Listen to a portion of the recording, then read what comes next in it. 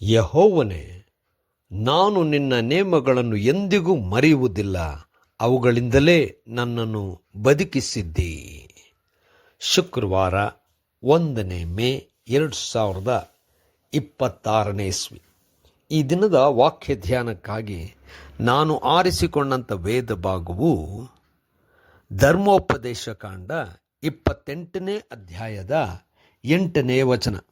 ನಿಮ್ಮ ಕಣಜಗಳು ಯಾವಾಗಲೂ ತುಂಬಿರುವಂತೆಯೂ ನಿಮ್ಮ ಪ್ರಯತ್ನಗಳೆಲ್ಲ ಸಫಲವಾಗುವಂತೆಯೂ ನಿಮ್ಮ ದೇವರಾದ ಯೆಹೋವನು ನಿಮಗೆ ಶುಭವನ್ನು ಅನುಗ್ರಹಿಸುವನು.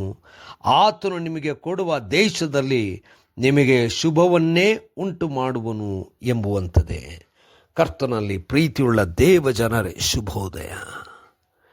ದೇವರು ಕೊಡುವಂಥ ಅದ್ಭುತವಾದಂಥ ಆಶೀರ್ವಾದಗಳು ಅದು ಲೋಕದ ಎಲ್ಲ ಆಶೀರ್ವಾದಗಳಿಗಿಂತ ಶ್ರೇಷ್ಠವಾದುದು. ದೇವರ ನಾಮಕ್ಕೆ ಸ್ತೋತ್ರವಾಗಲಿ. ಕರ್ತನಲ್ಲಿ ಪ್ರಿಯರೇ, ಈ ವಾಕ್ಯ ಧ್ಯಾನ ಮಾಡೋಣ. ಈ ದಿನದ ವಾಕ್ಯ ಧ್ಯಾನದ ಶೀರ್ಷಿಕೆ ದೇವರ ಆಶೀರ್ವಾದ.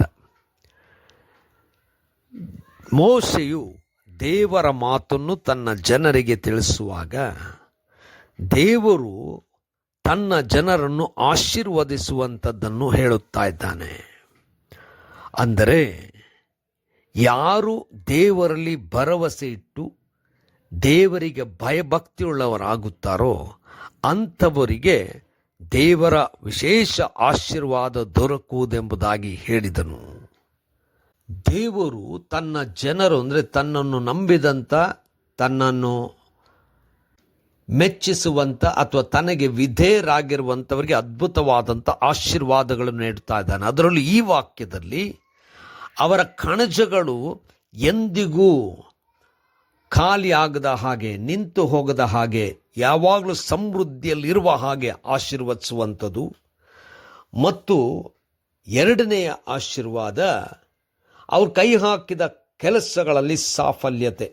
ಕರ್ತನಲ್ಲಿ ಪ್ರಿಯರೇ, ಕಣಜಗಳಲ್ಲಿ ಇರುವಂಥದ್ದು ಎಷ್ಟು ಮುಖ್ಯವಾದದ್ದೆಂದರೆ ಅದು ಖಾಲಿಯಾದಾಗ ಜೀವನದ ವಿಶೇಷವಾದಂತಂದರೆ ಮುಖ್ಯವಾಗಿ ಬೇಕಾಗಿರತಕ್ಕಂಥ ಆಹಾರದಲ್ಲಿ ಕೊರತೆ ಮತ್ತು ಎಲ್ಲ ವಿಚಾರದಲ್ಲಿ ಅದರಿಂದ ಕೊರತೆ ಆಗುವಂಥದ್ದು ಖಂಡಿತ.